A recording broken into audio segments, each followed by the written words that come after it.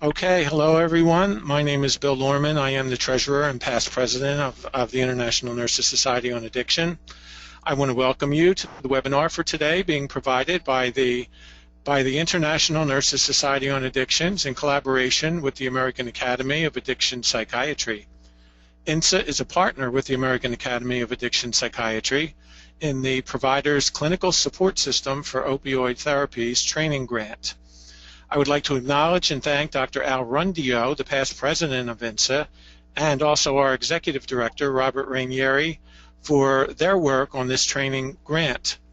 Just some housekeeping. If you have a question during the presentation, you can type in your question in the question box on the right side of your computer screen there.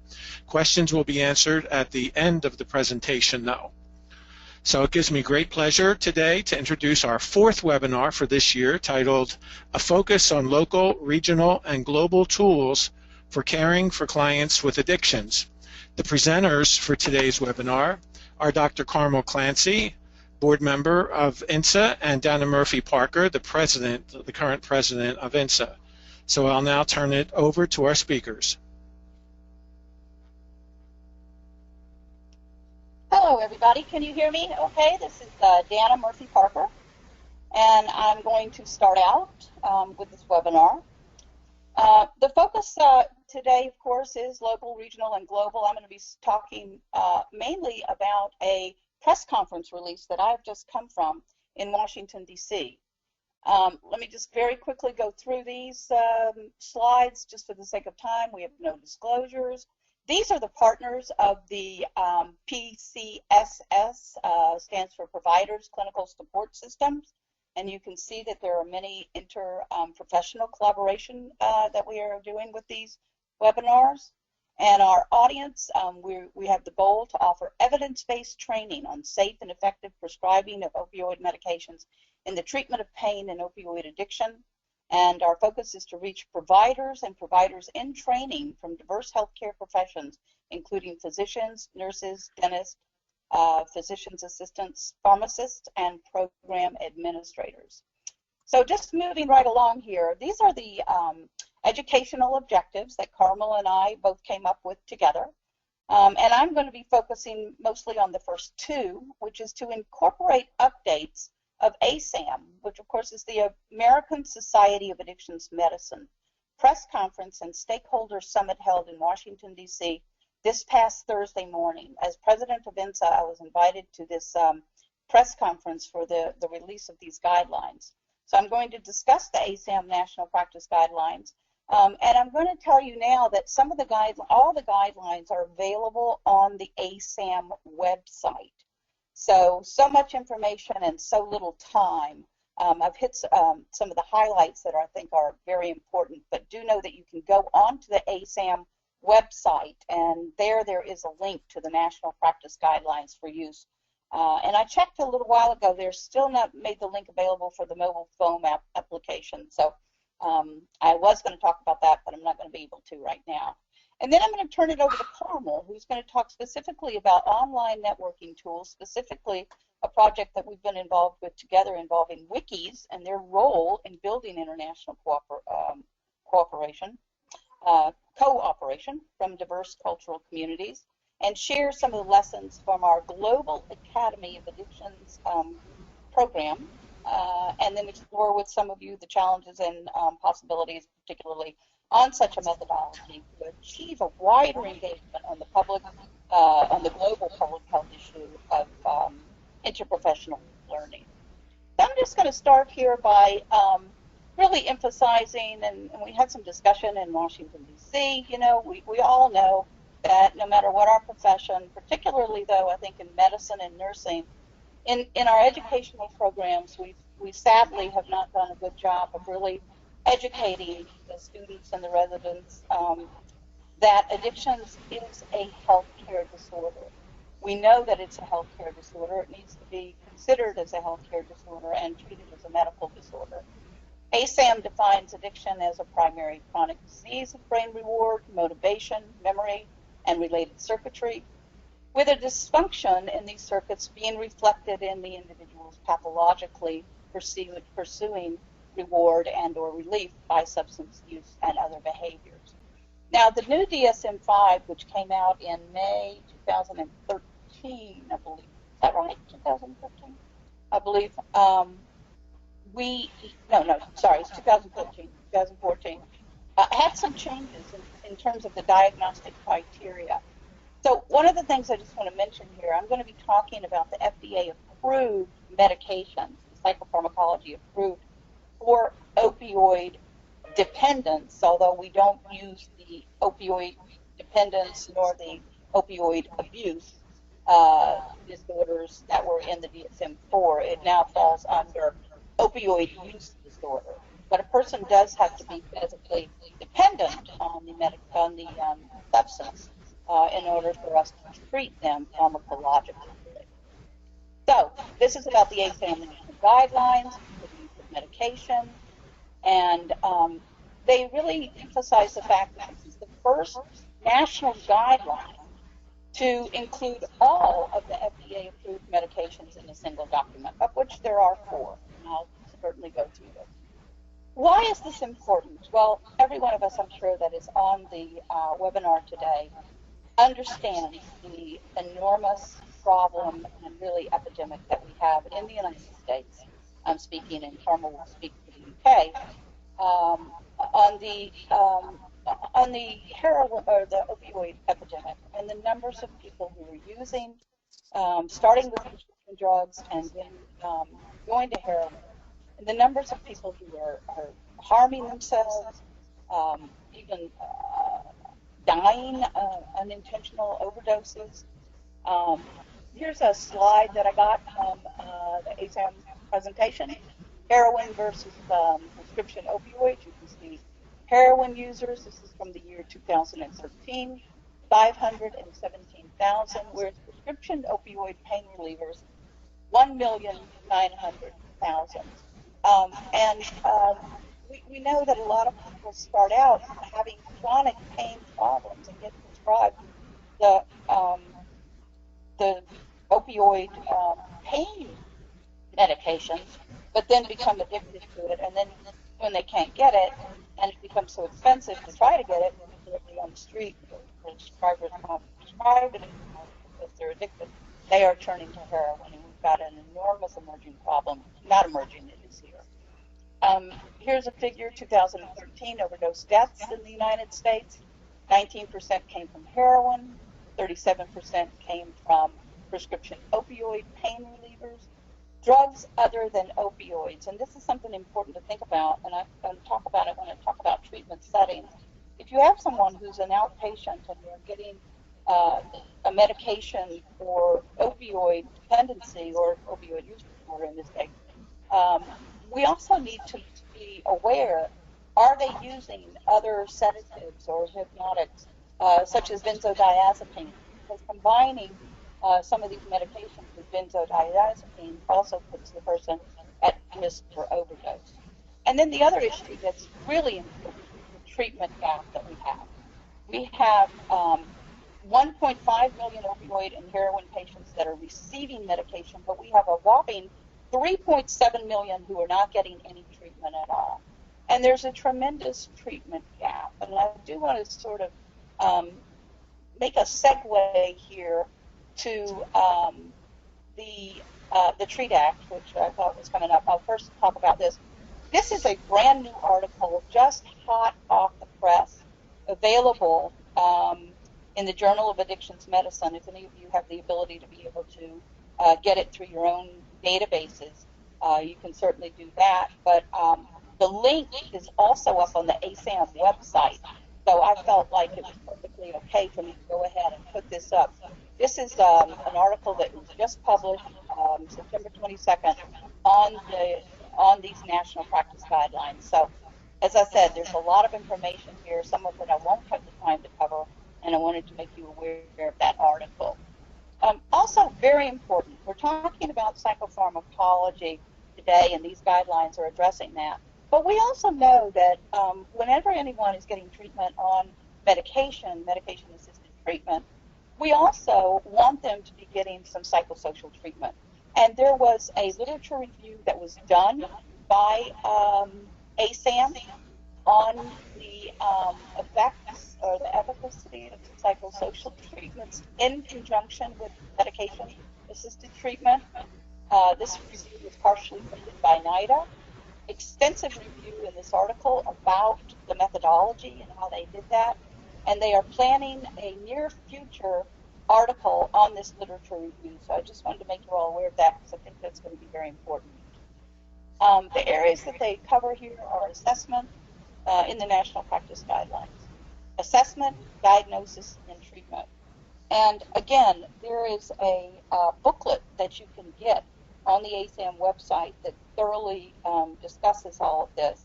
Now, I've picked out some of the highlights just for the sake of time, so let me just kind of go into some of these. In terms of assessment, we know that a clinical priority is to identify and make an appropriate referral for anyone who has an urgent or emergent medical or psychiatric problem, including drug-related impairment and certainly overdose. In terms of the patient's medical history, we want to know about any infectious diseases such as hepatitis, HIV, tuberculosis, acute trauma in pregnancy, understanding that the leading causes of death in people using opioids for non-medical purposes is overdose and trauma. Also, a physical exam should be completed as a component of the comprehensive assessment.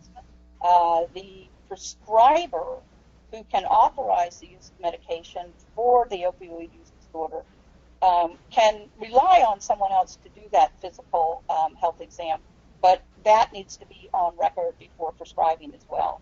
And again, as mentioned above, initial laboratory testing such as complete blood count, liver function tests, and tests for hepatitis A, B, and C, HIV, testing for tuberculosis and other sexually transmitted infections should also be considered, and we can offer hepatitis A and B to women who are pregnant and to just the general population at large.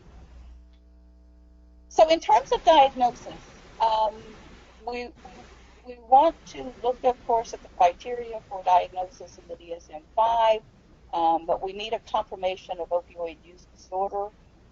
We need to also do some screenings and understand where some of the clinical scales can help us to determine if a person is going through a withdrawal from opioids, which obviously if they're going through withdrawal, then they're physiologically dependent on the opioid medication, and this would be certainly the population of people that we would be focusing on to give them medication-assisted treatment.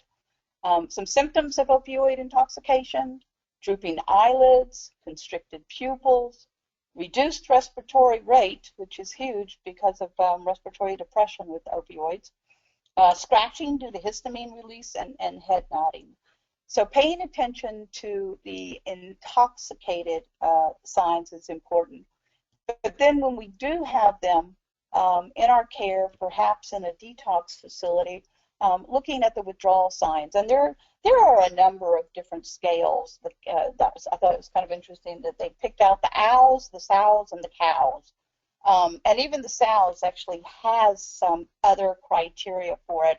All of these are available, I believe, for anybody to just Google and look at. And then, of course, they have a scale of how you rate these particular withdrawal signs, and then a recommendation of the medication from there. Not the medication itself, but how you would treat with a medication-assisted therapy. Treatment settings also need to be considered. We want to, of course, consider the patient's preference, their past history, certainly their use of any opioid. ASAM says level 1 treatment may be in a general outpatient location, such as a clinician's practice site. A setting that is level 2 may be an intensive outpatient treatment or partial hospitalization program housed in a specialty addiction treatment or a community mental health center. Criteria level 3 and 4 respectively are residential treatment facilities, addiction treatment facilities, or the inpatient hospital themselves itself. But the venue in which treatment is provided is very important. And one of the reasons that it's so important, and I'll just kind of lead you down to the bottom half of the slide, where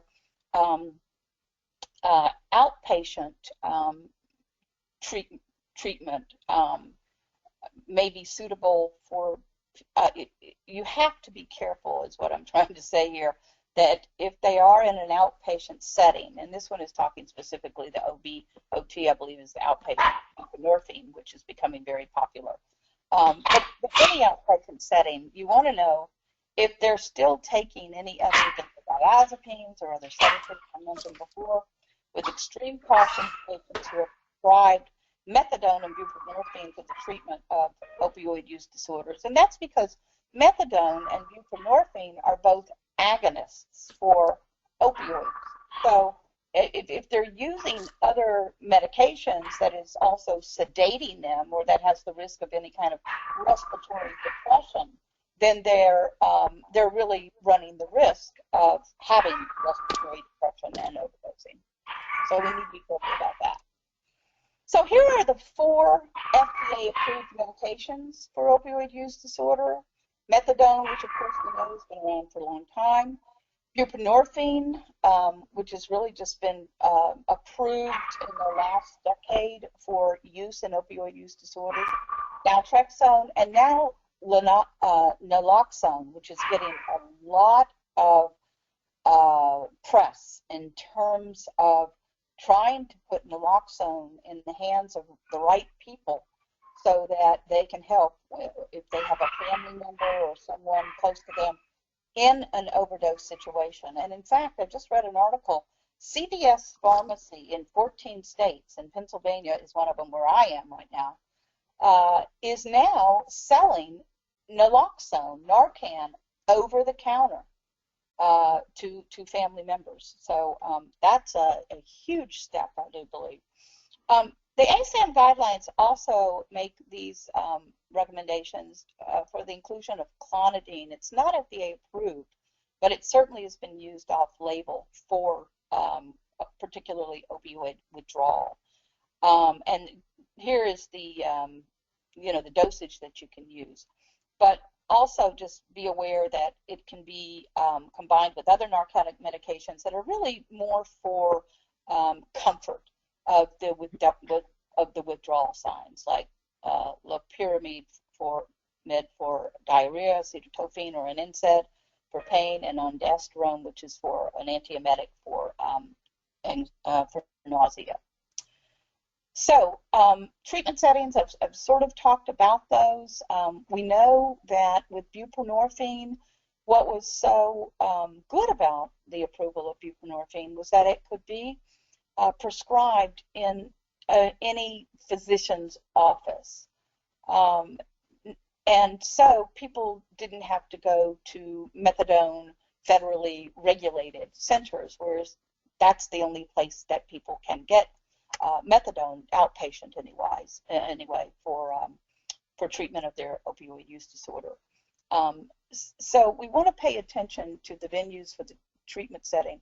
Now, this is where I thought earlier I was going to segue, and I apologize I didn't, but I'm going to right now, because this is current prescribers of buprenorphine. Many of you are probably aware that the Drug Treatment Act of 2000, the way that it was written, stated that only physicians could prescribe buprenorphine in the outpatient setting.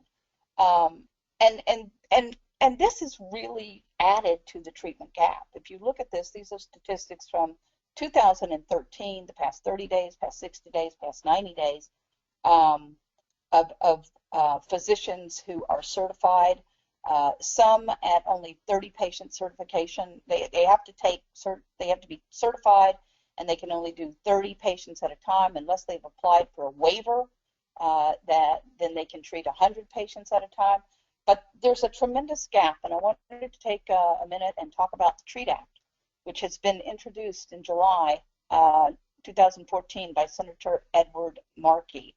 We have an article in it by Al Rundio in this issue of the Journal of Addictions Nursing. This bill would increase the number of physicians, would increase the number of patients that qualified physicians could treat for opioid dependency, and for the first time allow nurse practitioners and certain nurse practitioners and physician assistant professionals to prescribe buprenorphine.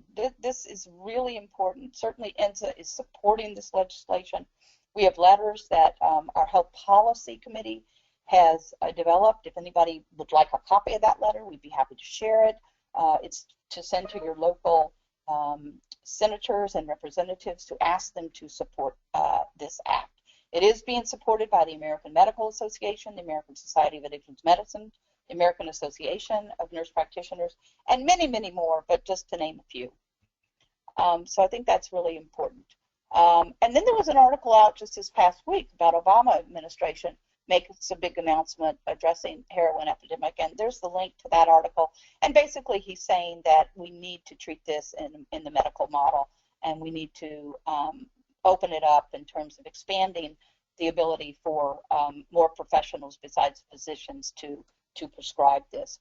INSA is recommending that anyone who does prescribe, who's an advanced practice nurse and does want to prescribe buprenorphine, should this legislation hopefully get passed, that they be a CARN-AP, that they be a certified addictions registered nurse at the advanced practice level, and INSA has that certification available. So we're making that recommendation.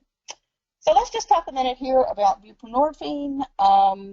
It is a partial agonist. A person should be in a mild to moderate opioid withdrawal before taking the first dose, and that's generally about 6 to 12 hours after their last use of heroin, or after short-acting opioids, or 24 to 72 hours after their last use of long-acting opioids, such as methadone. Induction of buprenorphine should start with a dose to 2 to 4 milligrams. Doses can be increased in increments of 2 to 4. You can get all this information in terms of looking at prescribing under certainly Medline for professionals. This can be done, again, in an outpatient setting, and so the provider who is prescribing should be observing, although there's some evidence now coming out that home buprenorphine induction may also be considered. So home-based induction.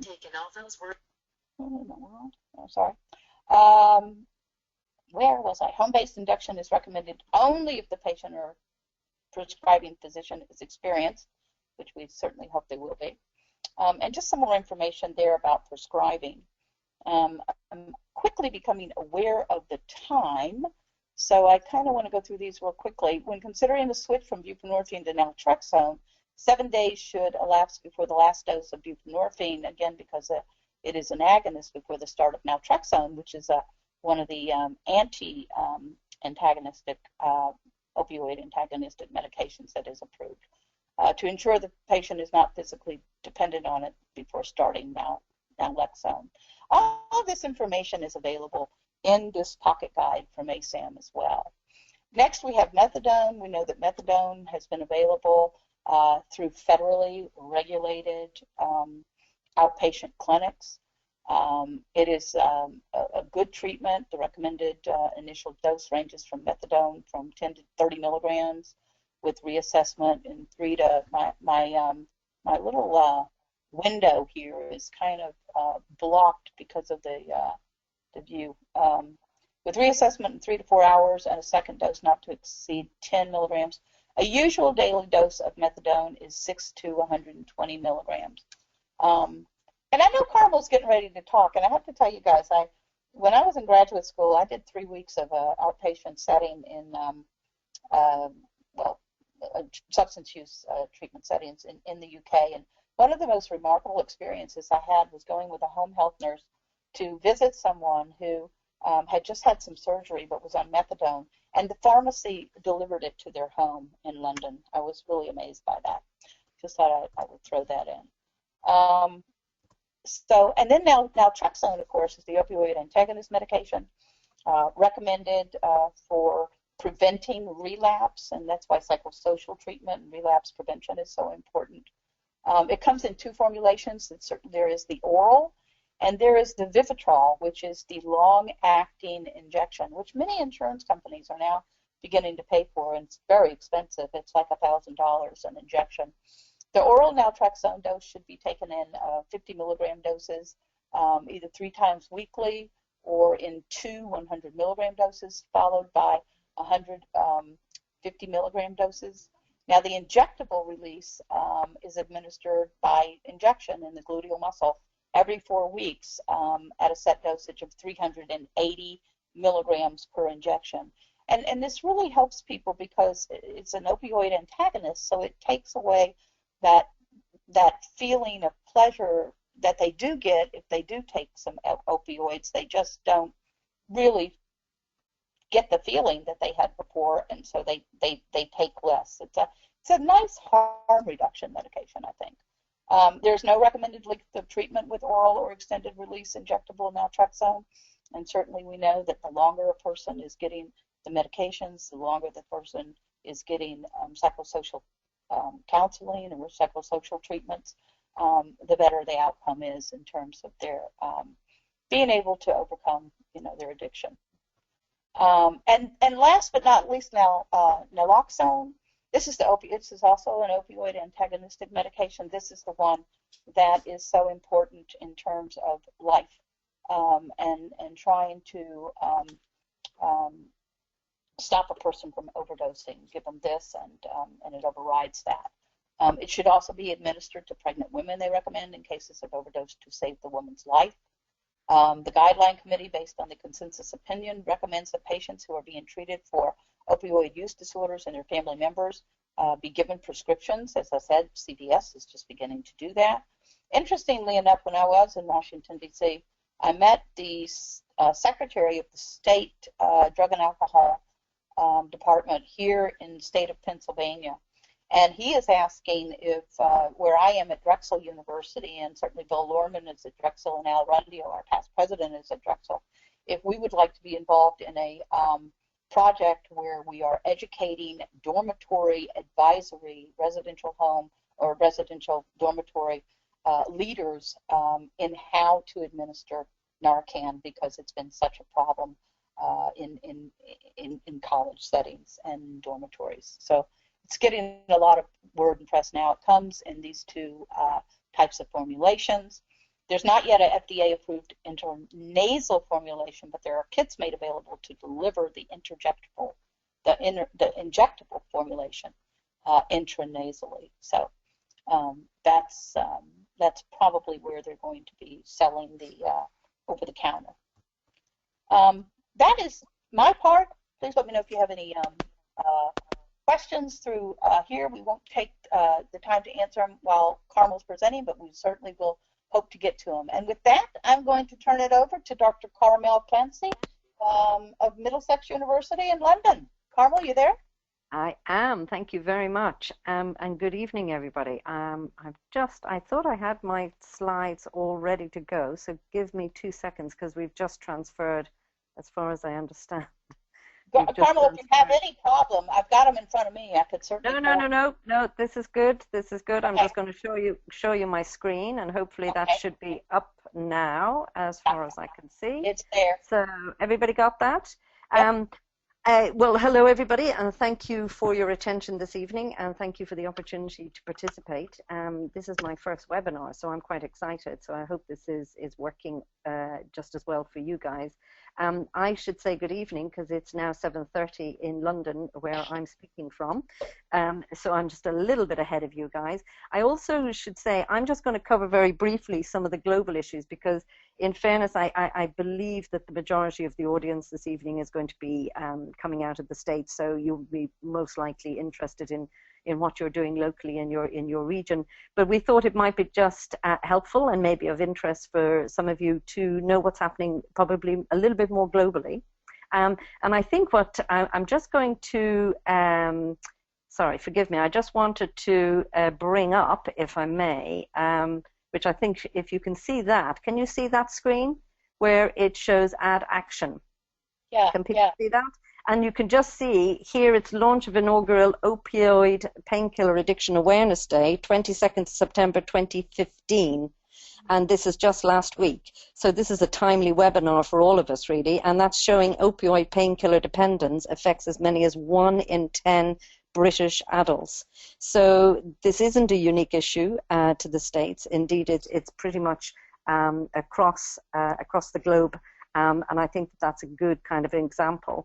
And what you can see here in front of you now, if I can bring back up my screen, is a WHO document which came out in 2009, which obviously is a guidelines for the psychosocially assisted pharmacological treatment of opioid dependence. And in fairness, it pretty much follows, I think, similar to the guidelines that Dana has just been going through with you. And in reality, most of these guidelines, I think, are hitting, around the general principles. So, but it might be worth you having a look at that and seeing how it fares or differs from the guidelines Dan has just gone through. In the UK, this is a 2007 document.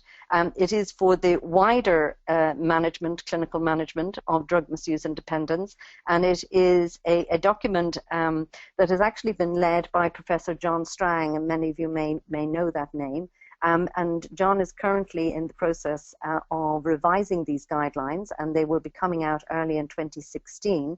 And that's a cross-discipline guideline group where it's being looked and overseen by Public Health England.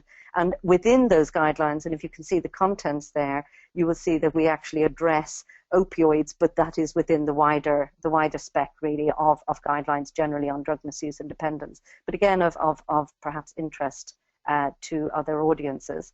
We also have in the UK in the primary care setting, a specific guidance for the use of substitute prescribing in the treatment of opioid dependence in primary care.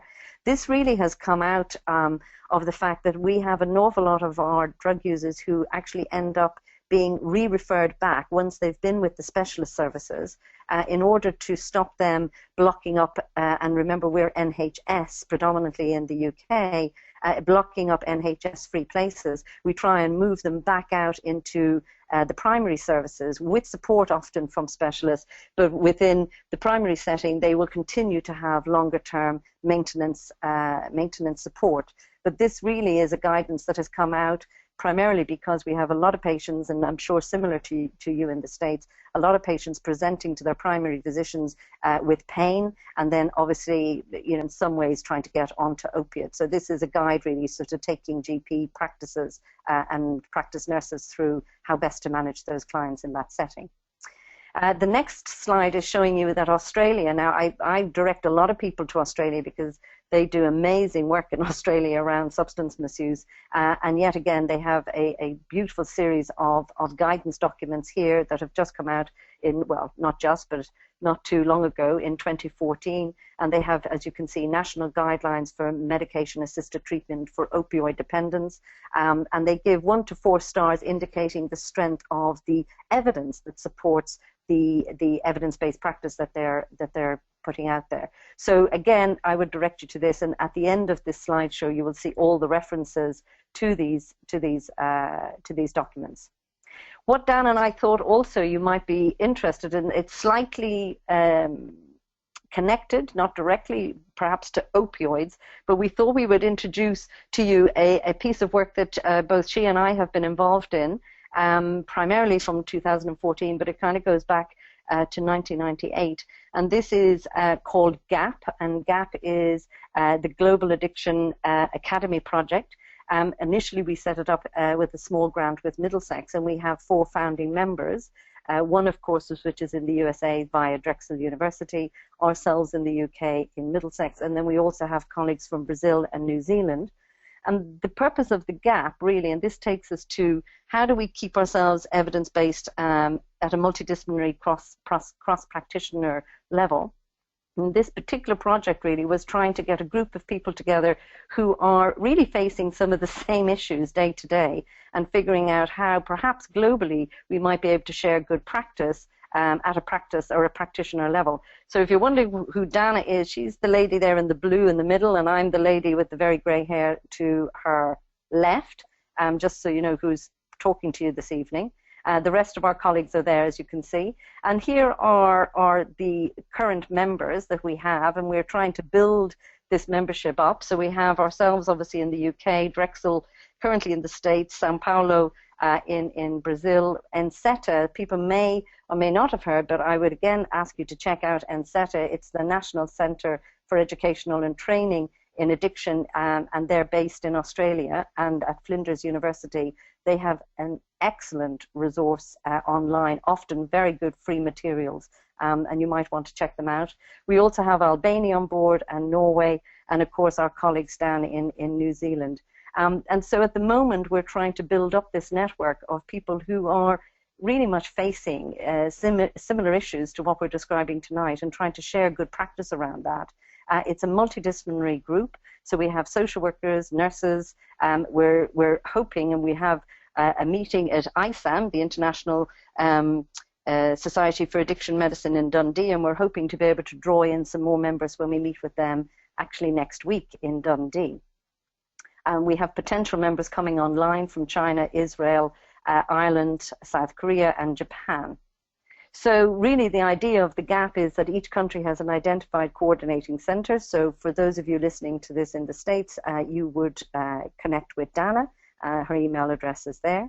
The coordinating center has responsibility to set up a reference group, and these groups must be interdisciplinary. Members should have a background in addiction and be representative of different types of facilities, including educational, obviously, and practice clinical policy. And the GAP coordinating centers meet online, employing the use of a wiki platform and now Skype. And we're actually moving on to doing some MOOC work, which is what we want to draw your attention to this evening. So the vision for GAP is explore addiction issues across countries, policy, service user, lived experience, treatment, comparing differences and similarities, raising the profile of addiction, including an aspect of activism, establishing joint workforce guidelines, getting it into the water supply, I think we use the term of, providing a virtual room for people to discuss issues, something like this in a webinar form, becoming hopefully a knowledge hub, and become a vehicle or platform to transfer best practice. To provide a platform communication tool to raise awareness, to become a global online classroom, and so forth. I think you can probably read that just as well as my saying it. But basically the idea really is to get a global knowledge network and finding synergies between ourselves. And we're trying to work across these 5 strategic areas, including workforce planning. And we're using online network communities like wikis, offline connections, kind of connecting with conferences, and joint delivery of online courses. And I'm going to mention what we know as, or what has come to known as MOOCs, and some of you may or may not have heard of those, and I'll explain that in a moment. I would say it's not without its challenges. Any of this sort of international global work can be challenging when you're trying to connect with partners who sometimes are asleep when you're awake and so forth. Of course, we do this often with a volunteer syndrome. I'm sure some of you can recognize that when you're trying to connect. But that we really have, and we also have some technical issues, including some countries, you know, sort of not being technologically as advanced. And it can be what we think a slow burner.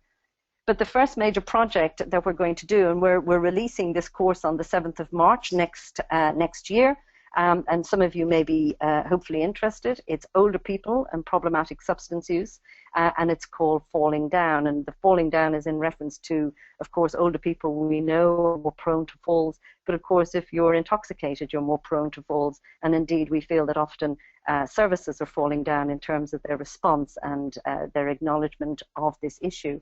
One of the things that I think with older people, and increasingly we're understanding this, is that they often, and going back to tonight's webinar, are victims really of polysubstance use, or indeed polypharmacy, where they end up on a whole plethora of drugs, which are some unnecessary, and often opiates. So this is one that we're hoping to set up. The broad learning outcomes, we're working on it at the moment, is to explore problematic substance use in relation to older people and their carers through current research practice and service user and carer perspectives. To promote awareness of current challenges, we're working with this problematic substance use in aging context for practitioners working with problematic substance use and for those working in aging services who may not have detailed knowledge, and to identify the scope of the issue within an international and national context, and identify need for further knowledge, skills, service development, partnerships, and future research and guidance. So that's where I'm going to stop, because I'm aware that there may be some questions and I don't want to dominate. So I'm going to stop at this point, and more than happy to take any questions either on the global issues that I've just discussed or indeed this forthcoming MOOC. Yeah, and before we just do that, I just want to make mention, one of the things that we've talked about after the MOOC for falling down is putting together a MOOC for this whole issue of opioid epidemic. And I think that would be something for us to all be working on, particularly Carmel sharing some of the documents that she did from the UK and Australia, and we know it's not just unique to the United States. So thank you. Any questions, anyone?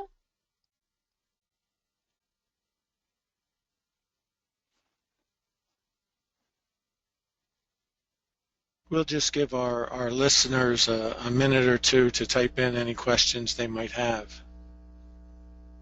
Sure.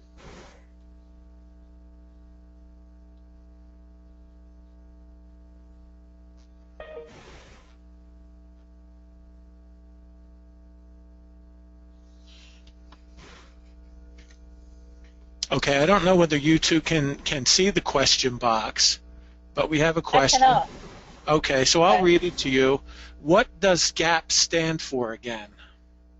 Thank you. Global Addiction Academy Project. And there's a pun, I'm sure some of you hopefully might have already got that, is about gap in knowledge, gap in understanding, gap in terms of connectivity. And so really we're trying to bridge that gap. And so that's what the gap really is about.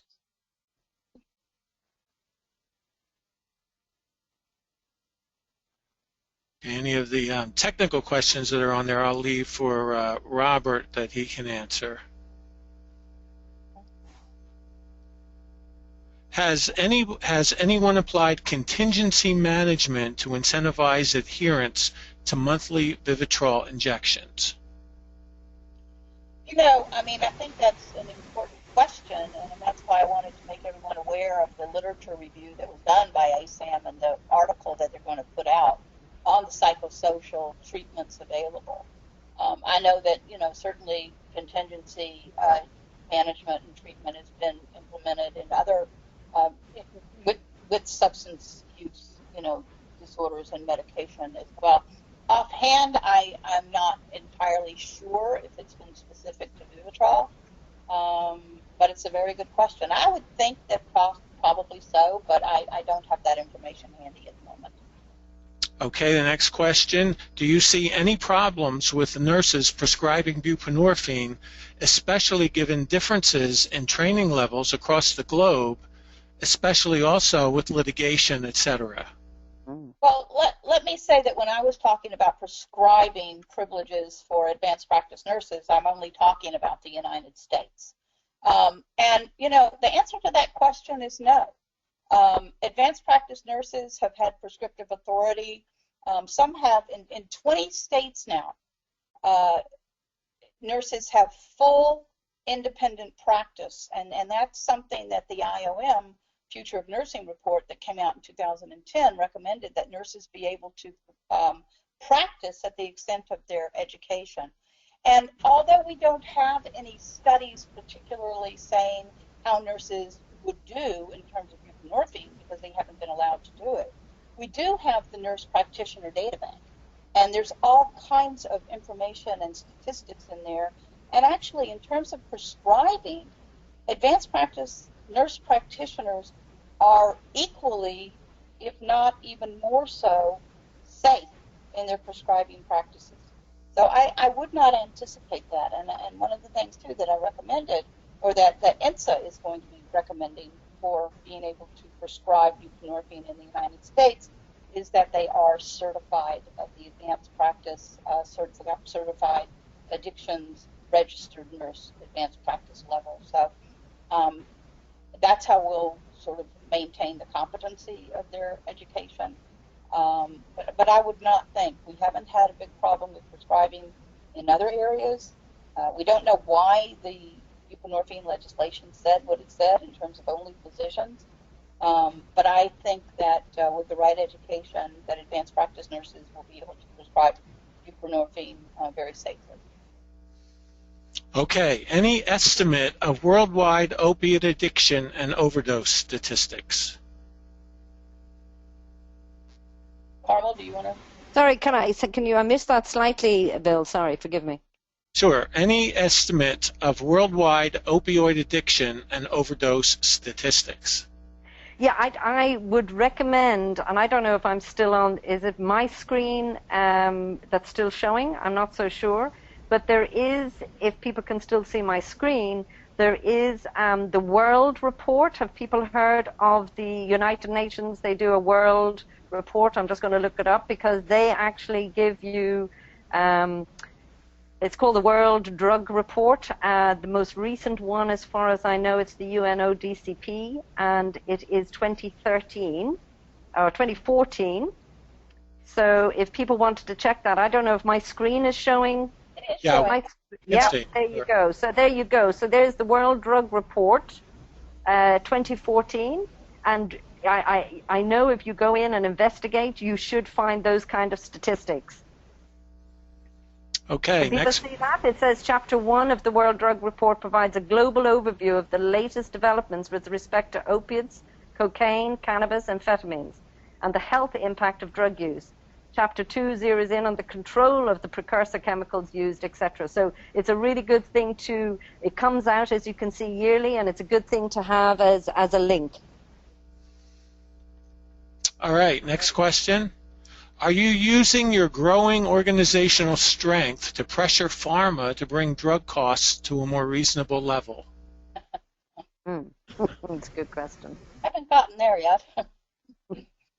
It's a good question. I mean, heaven forbid, look at the pharmaceutical companies in the United States and everything they continue to do despite the opioid overdose deaths, So Okay. but there's just so much that one can tackle. So thank you for that suggestion. Okay. Can slides from this webinar be printed out? I'll leave that for Robert to answer. Okay. Can we manage patients on oral naltrexone alone? Well, I mean, it certainly is an option. You can. If you know that the patient is going to be very, adherent or adhere to the treatment, it certainly can be done. I don't know offhand if there are any studies that say far better to use the injectable formulation of the naltrexone over the oral. Certainly the expense, and if insurance doesn't cover the injectable, people will have to make the choice for the oral medication because the injections cost, like I said before, about $1,000 a month. But I'm not aware that one has any more efficacy over the other. Okay, that was our last question. Any other questions from our audience?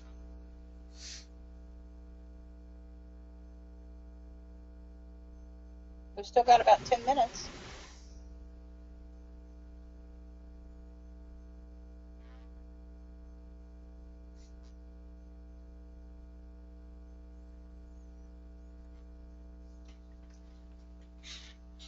All right, then I'd like to thank our presenters for today's webinar, Dr. Carmel Clancy and Dana Murphy-Parker. And certainly if you have any additional questions, you can certainly send them to our INSA website, and Robert will make sure that they get to Dana and Carmel, and then I believe that these answers get posted along with the archive of this particular presentation.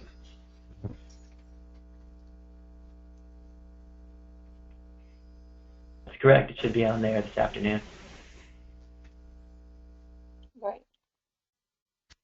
We have a question. Are there CEUs for this training?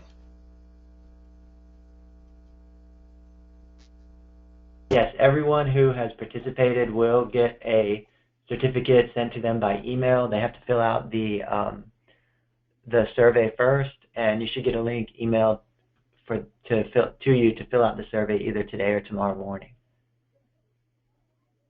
Okay, we have a few more questions coming in. I would think oral naltrexone would have to be monitored like buprenorphine with oversight and oral fluid testing. Well, again, I think it depends on the patient and their motivation and their support. I mean, that was always kind of an issue with, in terms of alcohol treatment with antabuse. Did we really want to give it to people because if they drank on it, they could potentially bring harm to themselves. And one thing that I heard, and I think it's probably important in this discussion too with naltrexone, is that if you've got someone who's really motivated and they've got a good support system who's going to help them to stay motivated, then oral naltrexone may or may not need to be monitored in that particular way. Certainly if you have a patient that you're concerned about in terms of adherence, it would be better to have them on the injectable because they only have to come in once a month for that. But I think that's probably an independent clinical judgment of the provider and them knowing their patient and what it is that their patient needs. Okay, I have a story which ends in a question, so try to focus on what I'm saying here. I worked as a substance abuse counselor at a methadone clinic for about 1.5 years, and it was the worst job I ever had, not because of the clients, as some would think, but because of the administrative work and data entry required by the state of North Carolina and the unreasonable caseload of 50 to 70 plus patients. I would not go back to work at such a place and would recommend that other counselors avoid such places for their own health. The side effect of these requirements mean that many counselors burn out and don't work at such places, meaning that many people may not get the help they need. How can we improve this kind of situation? That's a good question. Well, I mean, you're talking about a systems problem there and an administration problem. I mean, we're focused here more on practice, although obviously this fits right in with what Carmel was just describing that the GAP project is all about. The gap in knowledge and the gap in being able to treat people in an appropriate way. Can I jump in? Sure. Yeah, I mean, what I would say to that question, I mean, stress and burnout, we know the burden of care is quite high in addictions. It is in mental health. It is in care, I suppose, in general. But I think a ratio of 50 clients to one counsellor is unrealistic in terms of the enhanced package. Methadone is really often the carrot to keep somebody engaged, and we know that it can keep them stable whilst we try and get under and behind what the addiction is about. So I think if you're talking about quality care and some governance issues with regards to the delivery of that, I think that in itself would indicate that the whole question around quality of care has to be put out there, because how the ratio of 50 to one counsellor, just because you're giving, then really you might as well just dispense your methadone through an ATM machine and forget the counselling altogether. This is an ongoing question we have here in the UK, when even though we have an NHS service where care is free at the point of entry, we have a competitiveness that's going on between our services, and often the question around how do we provide that enhanced package with methadone just being one component of the care is always on the table, because commissioners, and I suspect your insurers in the States would want as much for their money as they can. But I think it's about organizations like INSA and ASAM and similar saying exactly what does care mean and what does quality care mean. And I think guidelines that Dana has just gone through, guidelines that you will see across the country or different countries, would say methadone is only a component of that. There has to be the psychosocial and the counseling to support it. Otherwise, we're just giving them medication. Okay, this question I think will be for Dr. Clancy. Is therapy contingent on getting treatment in an outpatient setting for patients outside of the United States? Now, say that again. Is therapy contingent? Yes, on getting treatment. I'm assuming treatment for medication. Methadone. Oh, yes. I mean, it depends. That's a good question. If you're coming into what I would consider are, sort of drug services that are paid, where a person is not paying, then yes, they would be expected to have a key worker or a counsellor as part of their care. Methadone would only be a component. But if they actually sort out private care, then they may end up just getting a prescription and not necessarily have to buy into the counselling element, because they're buying for it. They're going privately. Okay, and I don't know whether this is a question or a comment. The Vivitrol cost is probably more expensive than the buprenorphine monitoring system, with motivation more apparent with more prolonged intervals. Yeah, I'm not sure. I mean, is that a question or a comment? Right. I'm taking it more as a comment.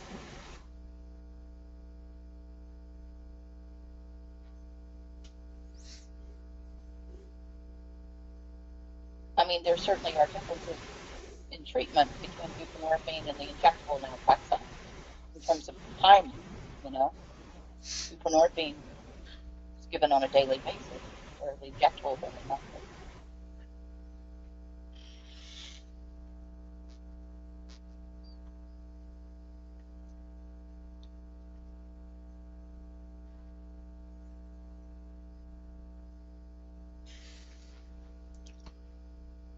Well, that seems to be the end of our questions. So once again, I'd like to thank our presenters. And I don't know, Robert, is there any additional information that everybody needs to know as far as receiving their certificates?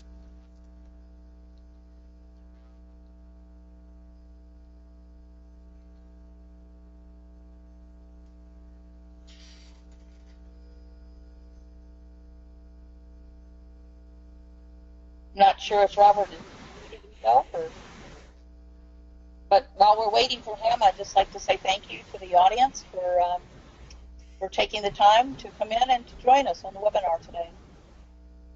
And thank you to Dr. Carmel Clancy for being a part of it, even though it's almost her bedtime in London. No, it's been a pleasure, and thank you for the invitation, Dana. Absolutely. And thank you, Bill, for hosting this for us. Sure. Okay. I'm sorry, was there another comment about the certificate? Just I guess just an oral question. Is there any other additional information that people need to have before will their certificates just be emailed to them? Is that how that'll work? Yeah, they'll get the survey today or tomorrow, and then about a week or so after that, we'll email them the certificate. Great. Once they complete the survey. Okay. Yeah. All right. Thank you, everyone. Thank you, Bill. Have a pleasant week.